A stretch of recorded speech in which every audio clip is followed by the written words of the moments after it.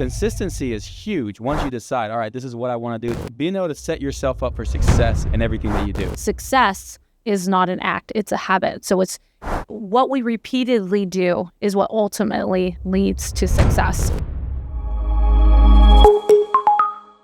Cristy, welcome to the show. Hey, how's it going? Excited to have you today. We are here reviewing this book of the seven habits of highly effective people by Covey. I had the pleasure of reading this book when I was a younger adult in my 20s. I will say that I attribute a lot of my success to these habits. I love the book. I really encourage anybody that has not read it to read it. It will be very impactful. It's been a foundation to most of my success. I would say these habits. Today, we want to talk about what is a habit. So I would love to get your intake on this, Cristy, of what is a habit, how habits developed, and why they're important. Yeah, he starts off the chapter on quoting Aristotle, which says, "We are what we repeatedly do."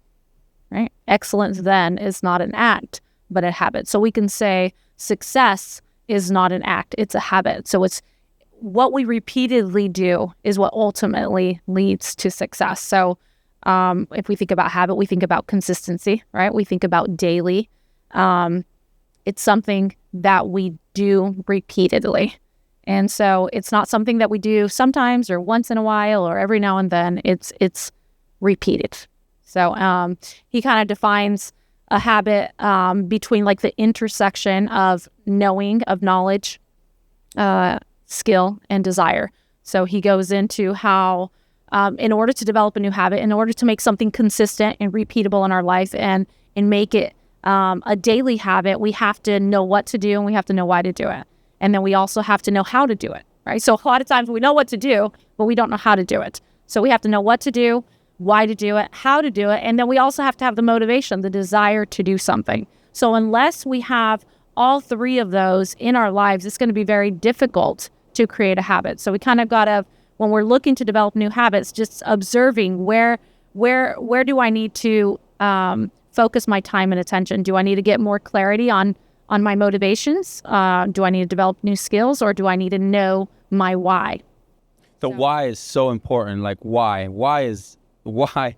I love the movie The Matrix, right? When he's having that conversation with Neo and he says, why is what separates them from us. So why is so important. It's very important to understand why is it that you do what you do, right?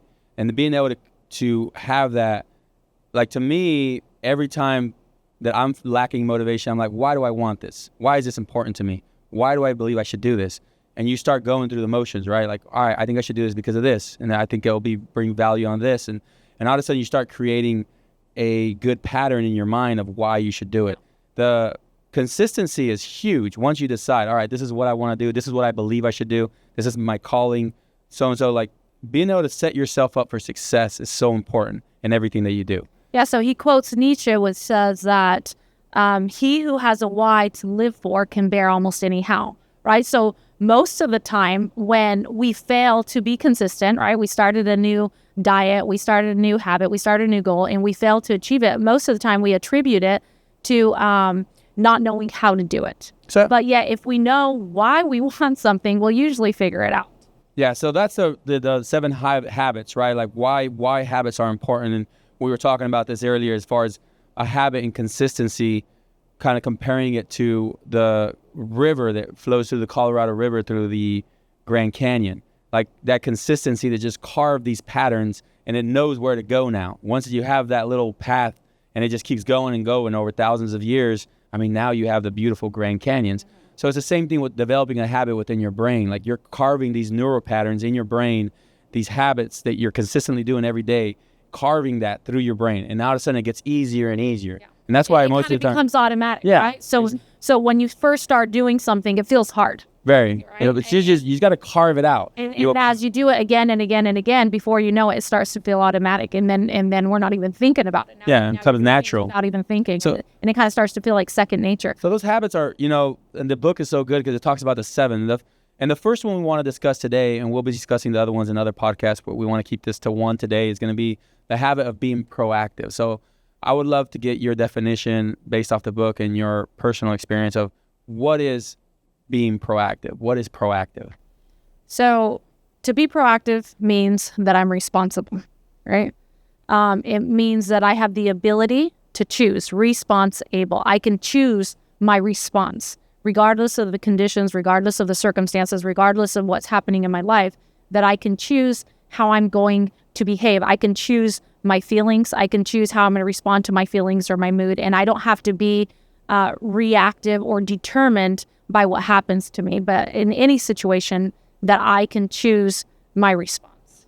Yeah, and he talks about in the book a little bit, and he quotes, we don't want to go too into it because we'll review this book later, is Man's Search for Meaning, Viktor Frankl, where he was, imprisoned in the Nazi camps, and he says that the only freedom that he did not lose was that freedom of being able to respond to his situation and how he reacted to it. So that was very positive, right? I love the correlation between being proactive and being responsible. They go hand in hand. You can't have one without the other. Yeah, so he talks about Viktor Frankl, how in the Nazi death camps, when he was imprisoned, he became aware of what he called the last of human freedoms. So he was trained in the psychology of Freudian psychology, right? And he was taught that whatever happened to you was going to determine the rest of your life. So based on your upbringing, based on your genes, based on your environment, it was going to determine who you became and what became of your life. And he discovered that they could take everything away from him.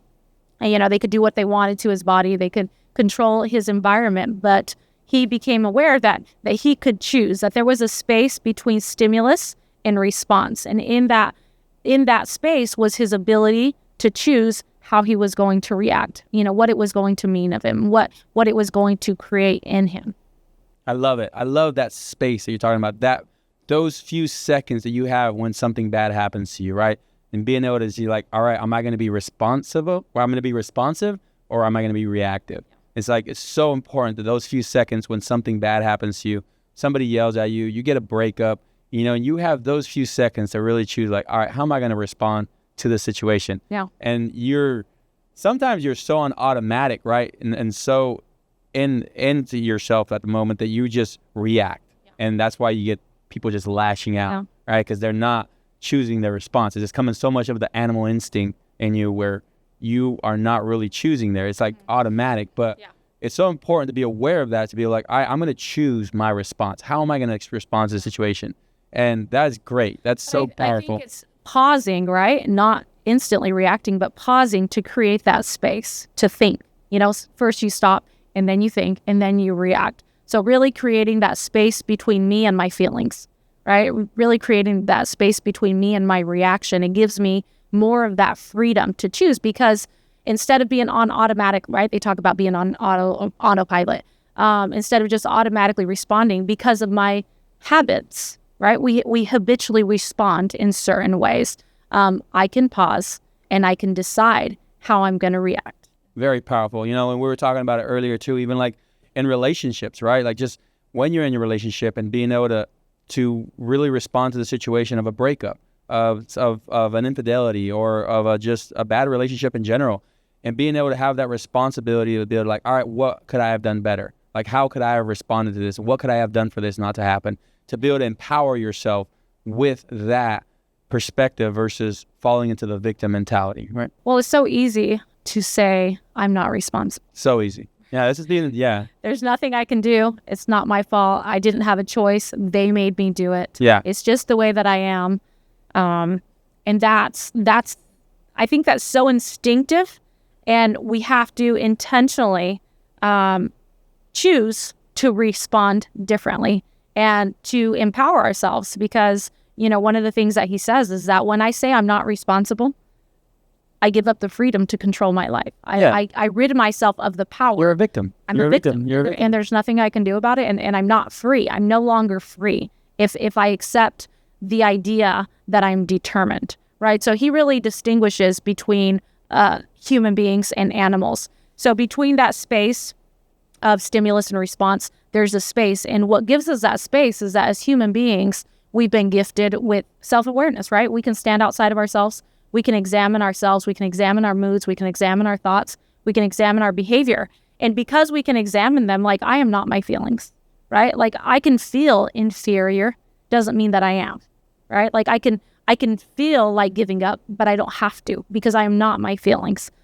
We've been gifted as human beings with them and imagination, right? Who do I want to be? What do I want to become? What do I want to achieve or accomplish? I can create an image in my mind beyond my current reality. Like I can envision what I can become. I can envision my potential. He talks about what makes us uniquely human is that we have a conscience, right? We know right from wrong. I know when I'm not taking responsibility, right? I know when I'm not acting consistently with my values, when I'm out of integrity, when I haven't kept my word, when I reacted wrongly. So he just says, like, as human beings, because we've been endowed with these gifts, the gift of independent will, like I can choose and I can use my imagination, my conscience, my self-awareness and really create the life that I want. Yeah, absolutely. Just accepting what is.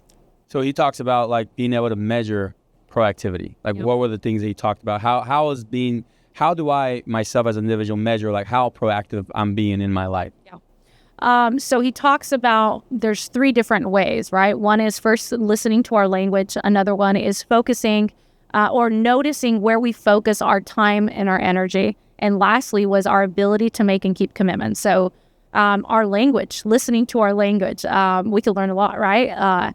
Saying things like, I can't do it. How you talk to yourself. Right. And just the words that how you talk to yourself. How do you talk to yourself and how you talk to people in general? How you talk to people, like, hey, when we're saying things like I can't or I have to, or there's nothing that I can do about it, or it's just the way that things are. It's the economy, it's my spouse, it's, I don't have enough talent. Like all these, it's the language of determinism. It's the language that's saying like I have no control. Yeah. I have no control. There's nothing I love I can do about it. It's just the way that things are. It's just the way that I am, and I don't have choice. Yeah, I love it. Being able how you talk to yourself, how you talk to people is so important. So we were having a golf lesson with my daughter Nirvana, and I remember her making a negative comment to herself, like I suck, or she made something like towards because I think she had hit a bad shot. And I love what her coach told her. He just told her, look, I would never allow anybody to talk to you the way you just talk to yourself. Like I am not going to allow you to do it either. Like we tend to always focus so much on the importance of other people and how we talk to them, how we treat them, how responsible we are towards them. We're much more careful with our language when speaking to but others. When it comes to ourselves, all of a sudden we're not that important. You know what I mean? Like, and people really understand is like... We don't give ourselves the same respect. Exactly. Like, you have to respect yourself. That's where it starts. You're not going to get very far in life if you don't take yourself serious. You know what I mean? Like, understand that, and one of the things we have talked about too is like something that I live by is do what you say. You know what I mean? That's something that I have as a philosophy in my life is like, do what you say you're going to do. And that doesn't only mean when you're talking to other people. That means when you're talking to yourself. If you don't do what you say you're going to do, you won't respect yourself. You don't respect yourself, you're not going to have discipline. You're not going to get anything done because anything you tell yourself to do, you're going to just fly over your head. You're not going to get nothing done. Nothing will ever get done if you do not take yourself serious. Well, he says that is the essence of being proactive. Like if you want to know how proactive you are you able? Do you make and keep commitments? Do you keep your word? Do you keep your own promises, right? Or do you give yourselves ways out? Do you rationalize, right? Like, oh, I didn't keep my commitment because I didn't have the time or because I don't have the talent or, I didn't go after that dream because I didn't have the potential. So one of the things that, just reading the chapter again, it just made me see like so many times we conquer a habit and then we come back and we realize that we kind of fall back into things, right? We fall back into old patterns. So one of the challenges that I've always, struggled with is believing that I'm not talented enough. Like I'm not talented enough to go after my goals or my dreams. And what I realized reading the chapter was that's a deterministic attitude, right? Like if I don't have the talent, what can I do about it? Yeah, absolutely. And instead of saying, I'm going to find someone that can help me maximize my talent, maximize my potential, I've used it as kind of an excuse to just say, well, I don't have the IQ, I don't have the talent, I don't have the ability. So what do you want me to do about it, right? Yeah. And really, you stay stuck. That's the Yeah, attitude. it's just going back to that That's- victim mentality that I have no I'm a control, victim, I have yeah. no power. You know, so a lot of times when we keep self-sabotaging ourselves, what it can really be is just a victim mentality. It's not taking responsibility because in order to say that I'm responsible, a lot of times we have to say I've been irresponsible. Mhm. You know, and that's not easy. Most people would rather play the blame game instead of just owning up to, like, I made a mistake. I love it. Awesome. So yeah, guys, we'll be reviewing the next habits, which are 6 more habits. Great book. I really recommend, if you have not read this book, to put it on your shopping list. It's a great book. I really want to thank Cristy today for being here. Thank you and then we'll be seeing you guys on the next one. Please like and subscribe to the channel. We're going to be doing a lot of book reviews, and hopefully we can bring some value to your guys' lives. Thank you so much. Thank you.